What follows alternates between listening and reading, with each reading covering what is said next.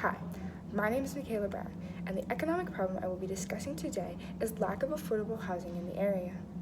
There is a growing homeless population, and this is not due to lack of available housing, but in fact, a lack of affordable housing. And unfortunately, homelessness is not the only problem that arises from this issue.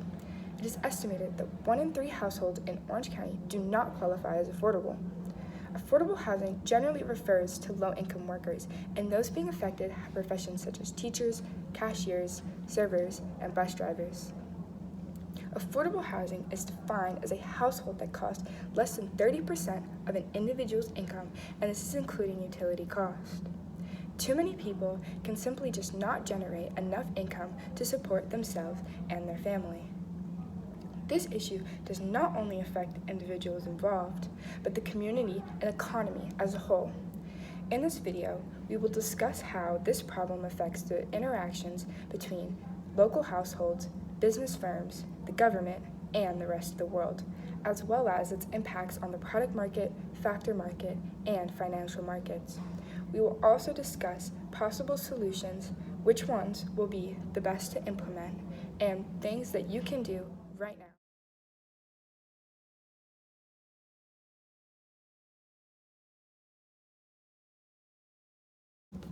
This is a circular flow diagram that demonstrates the economic interactions that we will be discussing.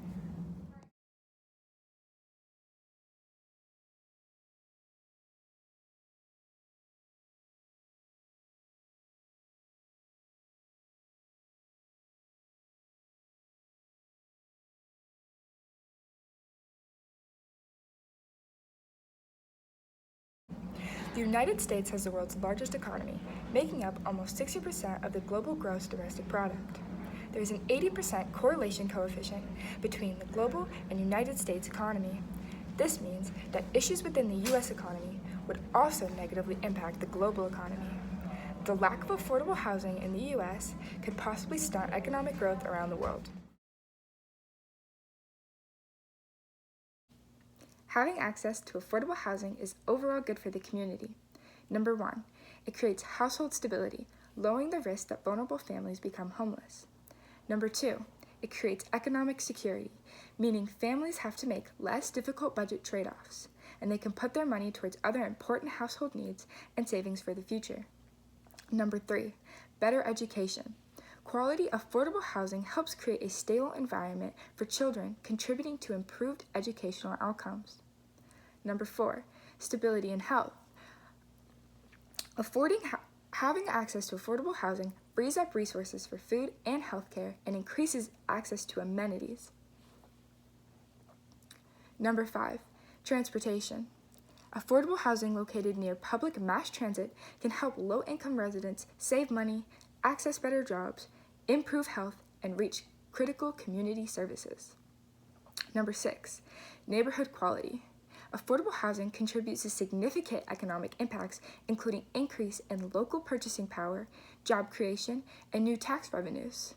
Affordable housing has also been shown to provide a neutral or even positive effect on surrounding property values. And number 7, affordable housing for seniors. Quality affordable housing may promote better mental and physical health, improved quality of life, and independence for low-income seniors.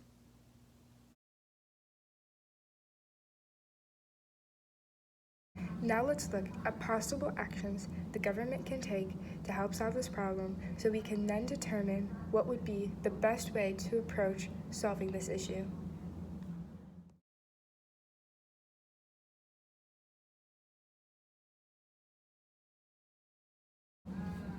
The National Housing Trust Fund is a federal program that provides funding for affordable housing for extremely low-income households with incomes at or below 30% of the area's median income.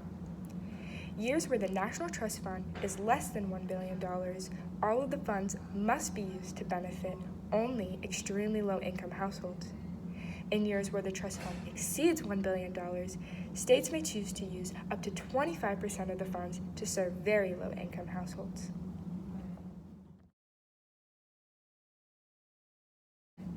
Municipal bonds are obligations that entitle owners to periodic interest payments plus repayment of their initial investment on a specified date. These bonds are typically issued to pay for large, expensive, and long-lived capital projects, perfect for affordable housing. Municipal bonds are great for preserving capital and generating interest. And a great benefit to these is that they are most of the time exempt from federal, state, and local taxes. Redevelopment projects are expensive and take a long time. However, they have many benefits. They work to expand educational opportunities and promote economic development and social change in existing communities.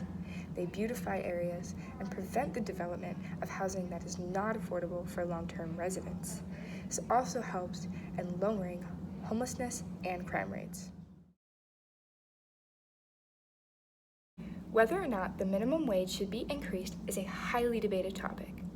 Those in favor of it believe that it would allow minimum wage workers to better handle the cost of living. However, proponents believe that it would cause businesses to have to raise their prices, essentially raising the cost of living, and making that advantage essentially useless. Housing vouchers are given to low-income families, the elderly, and the disabled in order for them to afford safe, sanitary, and comfortable housing. However, they have significantly decreased in worth and no longer cover the cost of many living spaces.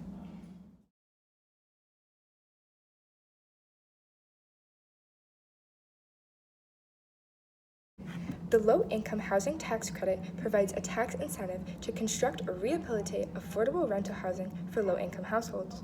The federal government would issue tax credits to state and local governments. Then, the state housing agencies would award the credits to private developers to build affordable rental housing projects.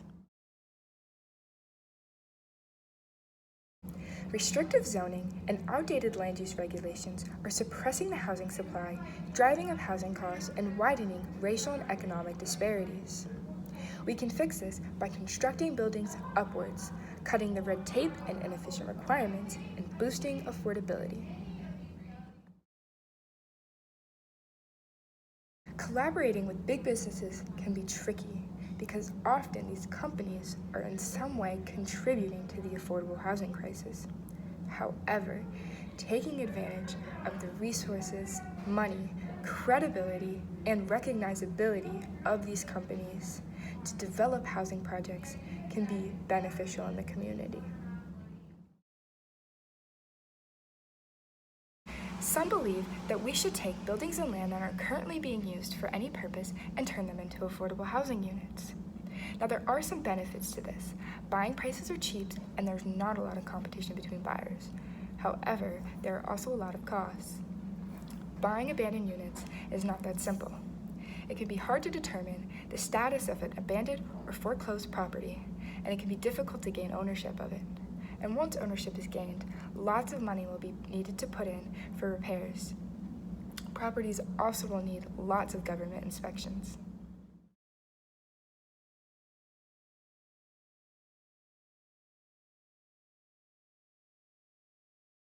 Housing vouchers are especially helpful for renters, who are most heavily affected by this crisis. A report from the Huffington Post found that full-time minimum wage workers cannot afford to rent a modest one-bedroom home in 95% of U.S. counties.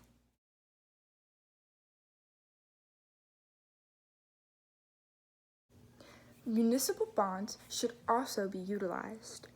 They're very flexible and tax-free. The only downfall is they have very low interest rates. However, the tax advantage more than evens out the playing field. They are also incredibly safe investments. Between 1970 and 2000, there was less than half of 1% of municipal bonds that failed to pay back the promised interest and principal. How this would work is the government would give out loans for people to afford housing. This is also beneficial for landlords, as this means they will always receive their rent on time. Low-income tenants become more permanent, meaning landlords do not have to worry about filling vacant spots. This incentivizes good behavior in tenants as they wish to keep their vouchers. And the good news is, rent rates can still be easily adjusted or increased because vouchers can change in subsidy so that the price of the commodity may remain low.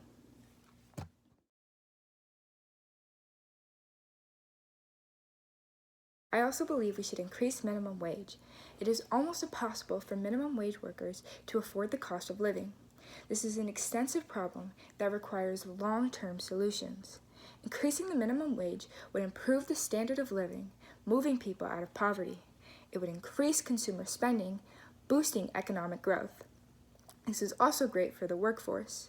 There's an increased worker morale, and employees stay in jobs longer, decreasing the cost of hiring and training new employees. This will also decrease costs of government financial aid programs and criminal justice fees in the future.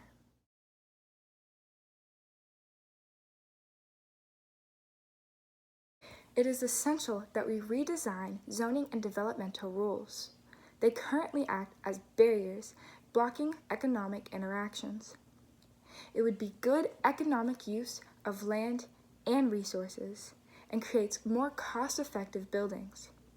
It would reduce legal spending needed to build properties, and this also greatly benefits construction and maintenance companies, as well as providing more opportunities for low-income housing developers. It may seem that there is not much we as individuals can do to solve this problem, as government intervention is the only way to solve the problem long term. However, there are many things we as individuals can do to support those affected and help push for government change. There are nonprofits out there such as Matthew's Hope Ministries that provide goods and services for the homeless and needy. By donating our time and resources such as food, clothing, and hygienic products, it can help to alleviate the financial burden these people face. We also can reach out to local government officials and push for the proposal and passing of legislation to help provide more affordable housing in the area.